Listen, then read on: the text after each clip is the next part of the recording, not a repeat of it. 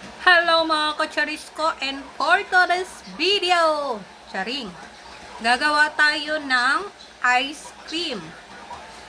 Ice cream mga kacharisco, tatlong ingredients lang yung kailangan.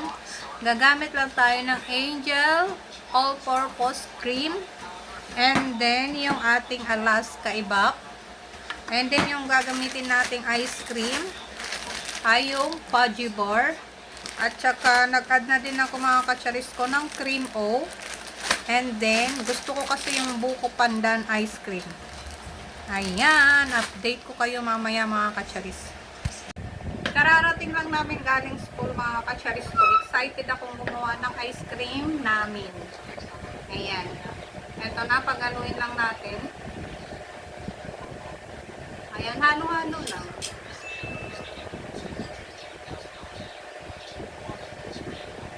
Ice cream tayo dyan.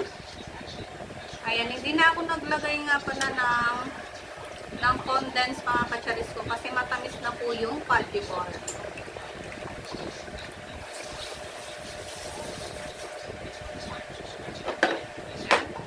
Mix lang natin para yung all-purpose cream is mag-banding sila all together. Charot.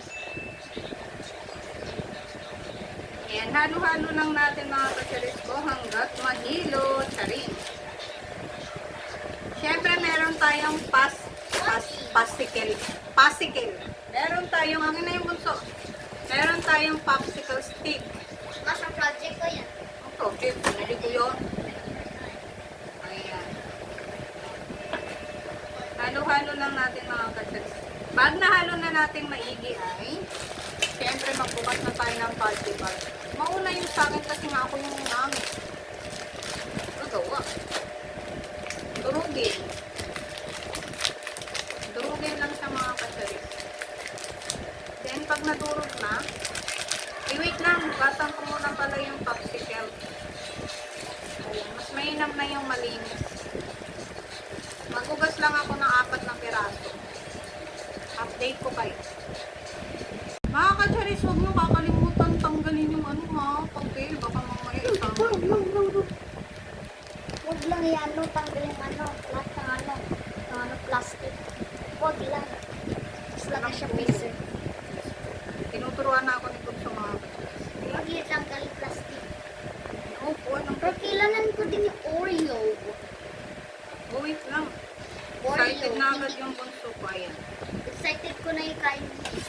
Maglagay na tayo.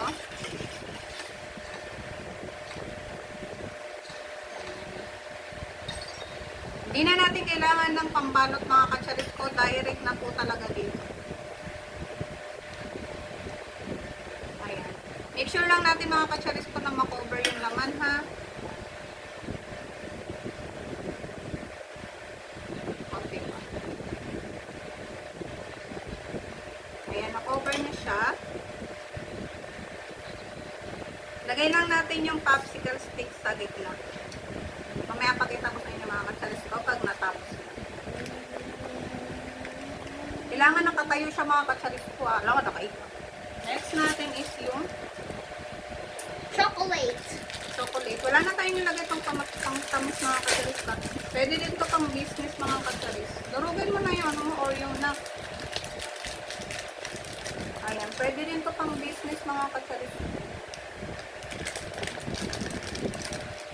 Ay, bukas po pala yung foam. Ano na hawakan? Kunin mo yung scissor na. Ayun o. Gab, kunin mo yung scissor. Ayun o. Scissor. Scissor. Kailangan nakabit na yung popsicle.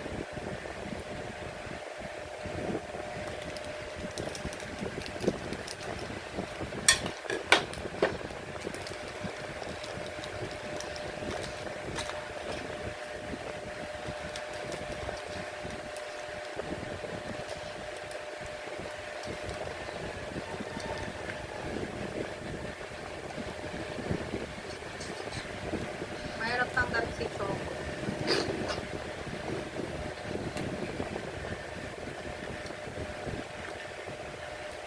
Kano kaya ito pag binenta mo? Perfect sa pagbenta mga kacharis. Durugin muna natin. Yan, pasensya na mga kacharis kung maingay. Plastic. Ay, Ayan, mix ulit natin kasi baka natulog na si ano.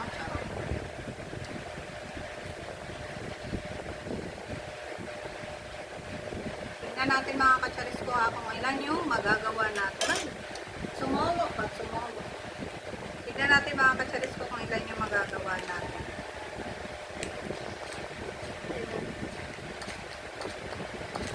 Make sure na ma-cover talaga sa ilalim.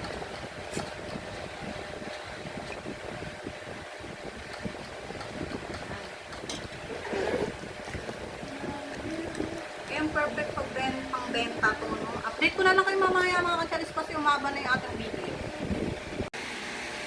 Ayan na mga kacharis ko yung ating nagawa.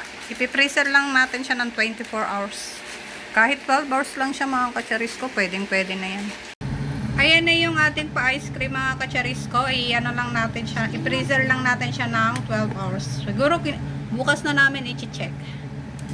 Eto na mga kacharis ko yung ating homemade ice cream. Perfect kaayo. O, diba? Meron tayo dito. Ito yung nagawa ko sa isang, tigi-isang lata mga kacharis ko. At ito yung ating finished product. O, homemade ice cream. Gawa lang sa mga biscuit mga kacharis. Ay, makakagawa na tayo masarap na ice cream. Ayan, nakakain na si Bunso. Ayan, diba? Ang perfect ng ice cream natin mga kacharis. Ayan, kung gusto nyo din ng ganitong ice cream mga kacharis ko na matitiyak nyo malinis, ay gumawa na din kayo. Sundan nyo lang po yung ating video. Yan lang for today's video. Bye!